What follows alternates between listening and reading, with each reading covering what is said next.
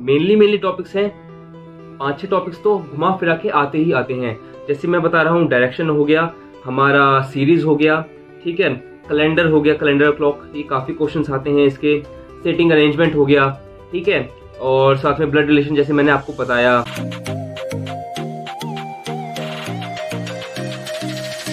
नमस्कार सभी साथियों का स्वागत है आप सबका हमारे यूट्यूब चैनल पर जिसका नाम है जेपी नर्सिंग गाइडर। मेरा नाम है प्रेरित शर्मा और आज की हम वीडियो लाए हैं कि नॉन नर्सिंग पार्ट, खासकर आपका रीजनिंग और मैथ्स, उसमें आपको कौन से टॉपिक पढ़ने हैं।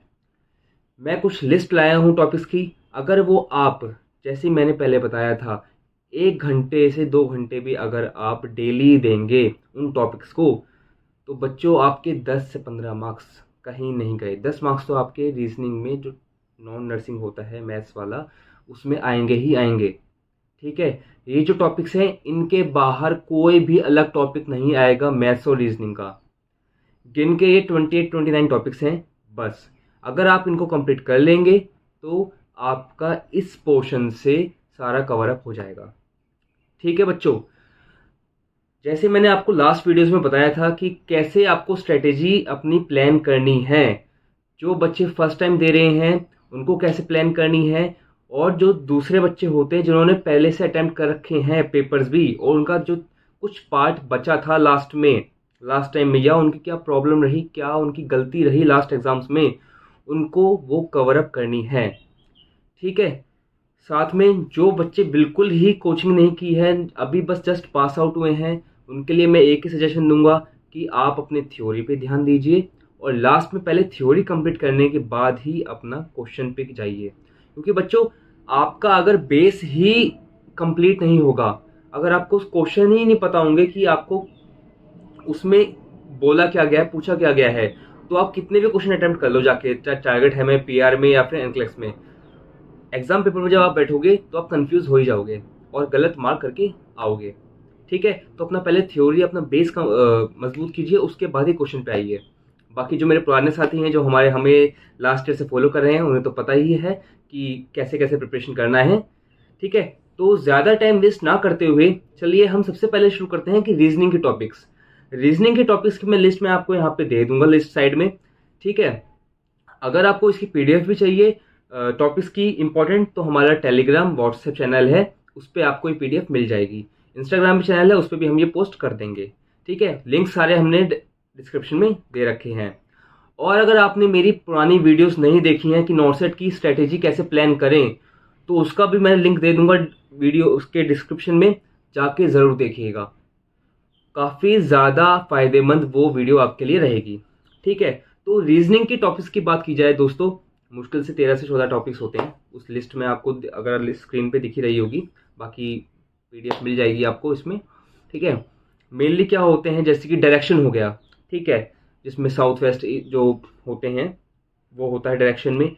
दूसरा क्या होता है, रैंक एंड ऑर्डर होते हैं। ब्लड रिलेशन में पूछा जाता है कि ये आपके इसमें ऐसे ऐसे लगता है, तो आगे चल के ये क्या लगेंगे, अंकल लगेंगे, मम्मी पापा क्या लगेंगे।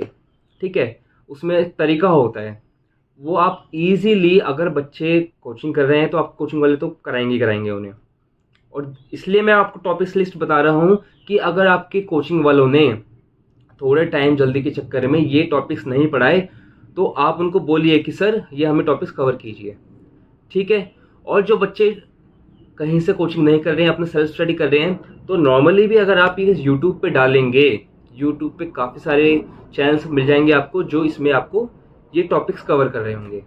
ठीक है, हम बच्चों 2-3 घंटे की वीडियोस नहीं ला रहे हैं कि आपको पूरे टॉपिक्स कवर करेंगे, फिर आपका टाइम वेस्ट होगा उस चीज़ में। मेनली टॉपिक्स हैं, 5-6 टॉपिक्स तो घुमा फिरा के आते ही आते हैं। जैसे मैं बता रहा हूँ, डायरेक्शन हो गया, हमारा सीरीज हो गया, ठीक है, कैलेंडर हो गया, कैलेंडर क्लॉक, ये काफ़ी क्वेश्चंस आते हैं इसके, सेटिंग अरेंजमेंट हो गया, ठीक है, और साथ में ब्लड रिलेशन जैसे मैंने आपको बताया, कोडिंग डिकोडिंग हो गया, और डायग्राम्स बेस्ड क्वेश्चन जो आते हैं रीजनिंग में। ये कुछ 5-6-7-8 टॉपिक्स तो ऐसे ही हैं, 5-6 मुश्किल से, जो घुमा फिरा के हर नॉर्सेट में आते ही आते हैं इनमें से। बाकी जो 13-14 टॉपिक्स की लिस्ट में आपको बताऊंगा वो तो ठीक है, उनमें से भी आ जाते हैं, बट मेनली जो टॉपिक्स है ना, इनमें से आते ही आते हैं। ठीक है बच्चों, उसके बाद हम आगे बढ़ते हैं मैथ्स की। ठीक है, कि मैथ्स में क्या क्या है। मैथ्स में भी ऐसे 13 to 14 के अराउंड टॉपिक्स हैं जो काफ़ी ज़्यादा इंपॉर्टेंट हैं। उनमें से एवरी ईयर जो हम बताएं जो टॉपिक्स आते हैं वो हो जाएंगे आपका जो एसआई, मतलब सिंपल इंटरेस्ट और कंपाउंड इंटरेस्ट में से क्वेश्चन आते हैं, प्रॉफिट एंड लॉस में से आते हैं, साथ में परसेंटेज, टाइम एंड वर्क जो क्वेश्चंस होते हैं वो इंपॉर्टेंट होते हैं, साथ में जो स्पीड टाइम डिस्टेंस वाला जो होता है ना, उनके काफ़ी ज़्यादा क्वेश्चन आते हैं।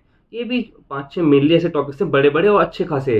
देखिए, बहुत ज़्यादा हाई लेवल की 10th-12th वाली मैथ्स नहीं आती है, आपकी 8 तक की मैथ्स आती है बस। 6th-7th-8th में आपने जो मैथ्स पढ़ी होगी ना, सिंपल सी है ना, compound interest, simple interest, profit and loss, मानते हैं वो भूल गए होंगे, मगर ऐसा भी नहीं भूले होंगे कि आप उसको कवर अप या फिर आप याद ही ना कर पाएँ। बहुत ईजी है बच्चों, आप बस 1 महीना रोज 1 से 2 घंटे उसको प्रिपेयर करिए। आपको मैं लिख के देता हूँ कि आप सारी के सारे टॉपिक्स कवर कर लेंगे। ठीक है, मैंने जैसे आपको बताया कि स्पीड डिस्टेंस हो गया, टाइम एंड वर्क हो गया, परसेंटेज, प्रॉफिट लॉस और इंटरेस्ट, एज एंड एवरेज, ये कुछ टॉपिक्स है। बाकी इनकी भी लिस्ट आपको चैनल पर दिख रही होगी, बाकी पीडीएफ भी हमने प्रोवाइड करवा रखी है।